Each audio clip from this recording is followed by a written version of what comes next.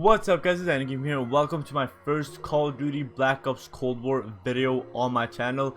Finally, this game finally released and I'm so glad it released. It's such a good game.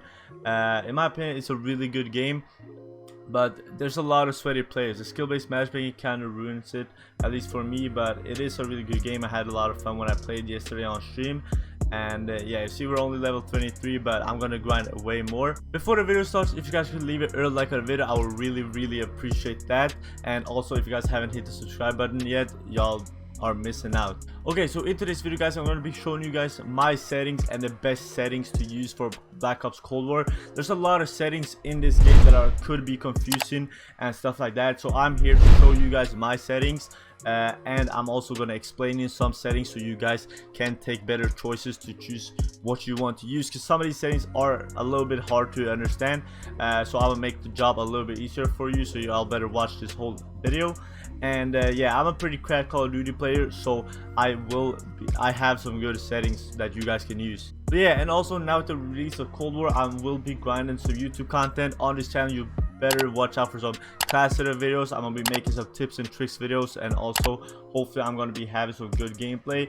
My biggest problem right now is that I've been mostly just grinding this game. I'm just going for like leveling up and stuff like that, and I'm not the best at this game yet, but give me 1 or 2 weeks and I'll be cracking on this game. I have 1.99 KD as of right now, so I will definitely be grinding to play a lot more. As you see, I only play for 3-4 hours, so yeah, but we're gonna be grinding.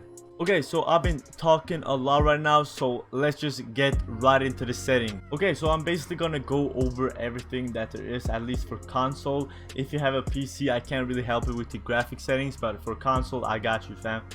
Okay, so this is basically my settings as of right now. I play at 8 sensitivity. I played like 11 or something in Modern Warfare, so that's what I chose. I still just have like a 1 ADS sensitivity because I feel like you don't need to change that. I have button layout at default. I have paddles though, where with the right paddle I jump and left paddle is circle, so I slide with that and stuff. So if you don't have paddles, I suggest you to to be honest, I would suggest you to use tactical with the sliding, or maybe like stick and move, so you could like jump shot and really easy. So default tactical or stick and move is what I would suggest you to use, but I just keep my at default because I have paddles. I use this flipped. If you don't play flipped, bro, I don't know what you're doing. Close gunfights, you need to have flipped. It's gonna make it a lot more easier to kill them and be the first one to get the shot down. Controller vibration, I turn that off as well. I hate playing with that. I don't know who plays with that, weirdos. You know who you are. Shout out to my homie Robin. Fucking weirdo. Okay, but no. Okay, so you see all this enabled. You want to have this. You need the aim assist. I'm just gonna go over really quick. But I have that apply 1. This is basically the same as Warzone. If you use apply all in Warzone, you use that. But if you just had it at the default, just have apply 1. And this is stick layout. You just want to keep the default. So this is where it gets kind of complicated. The dead zone. So this max input settings, you don't want to change that. Keep that at 99. Keep that at 99. You can take. I just keep this at the default. I use 10 because that is like the default setting, and I think that's pretty good. But if you want more dead zone, like you want it to just move a little bit, you could take this down to probably like, I don't know, like 6 or 5 maybe. If you want to go crazy, maybe 5. But this could cause stick drift. You know, you looking around without doing anything, this could cause stick drift. If you don't want stick drift and still a pretty low dead zone, I would suggest you to just keep it at the default, but don't change this. The max input, don't change that. Keep that at 99. Remember that. Controller sound, I have that disabled. Auto spin disabled. All of this, I have this on this interact/reload behavior. If you guys played Warzone, you probably had this on what was it called, contextual tap.